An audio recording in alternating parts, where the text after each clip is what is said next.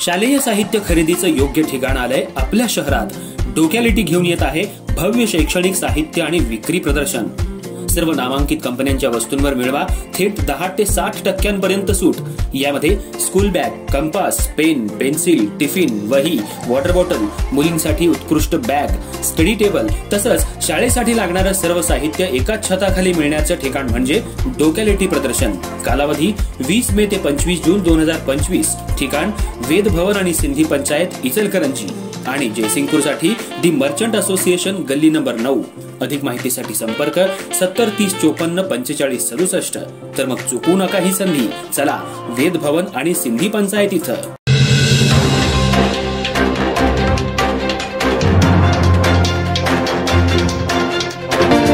नमस्कार, मी तेजस्विनी मगदूम। एम मराठी मध्ये आपल्या सर्वांचं स्वागत आहे। पाहूया ठळक घडामोडी।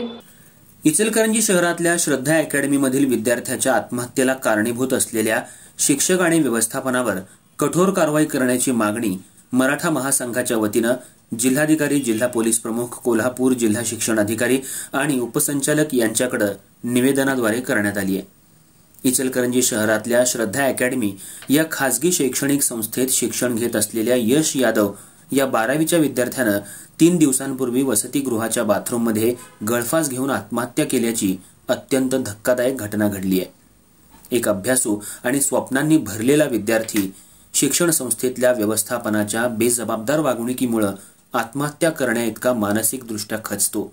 ही बाब खरोखरच संतापजनक आणि चिंतेची आहे। या घटनेचा अखिल भारतीय मराठा महासंघ यांच्या वतीनं तीव्र निषेध करण्यात आला असून जिल्हाधिकारी तसंच जिल्हा पोलीस प्रमुख आणि शिक्षणाधिकारी यांना निवेदन देण्यात आले। त्याचबरोबर यश यादवच्या मृत्यूला जबाबदार असलेल्या शिक्षक आणि प्रशासकीय व्यक्तींवर भारतीय दंड विधानातील कठोर कलमांखाली गुन्हे दाखल करून त्यांना अटक करण्यात यावी अशी मागणी करण्यात आली। तसंच जर संबंधित व्यक्तींवर गुन्हे दाखल करून अटक करण्यात आली नाही तर मराठा महासंघाच्या वतीनं इचलकरंजी शहर आणि जिल्ह्याच्या पातळीवर तीव्र स्वरूपाचं आंदोलन उभं केलं जाईल। गरज भासल्यास हे आंदोलन राज्यस्तरावर न्यायलाही मागे हटणार नाही।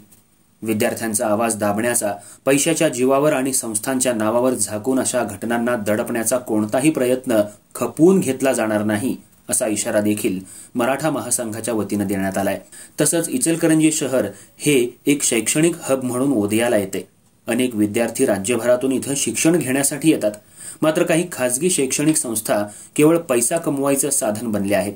त्यामुळे इचलकरंजी किंवा परिसरातल्या कोणत्याही खासगी शैक्षणिक संस्थेत शिक्षणाच्या नावाखाली विद्यार्थ्यांना मानसिक किंवा शारीरिक त्रास दिला जात असेल तर त्यांनी थेट मराठा महासंघ पदाधिकाऱ्यांशी संपर्क साधावा। आम्ही तुमच्या सोबत आहोत, तुमच्या हक्कांसाठी आम्ही लढा देऊ असं पदाधिकाऱ्यांनी सांगितलंय। यावेळी पुंडलिकराव जाधव भाऊ, शहाजी भोसले, आनंदराव कांबळे, प्रतीक अंकले, मनोज जामदार, महेश यांच्यासह अन्य पदाधिकारी कार्यकर्ते उपस्थित होते।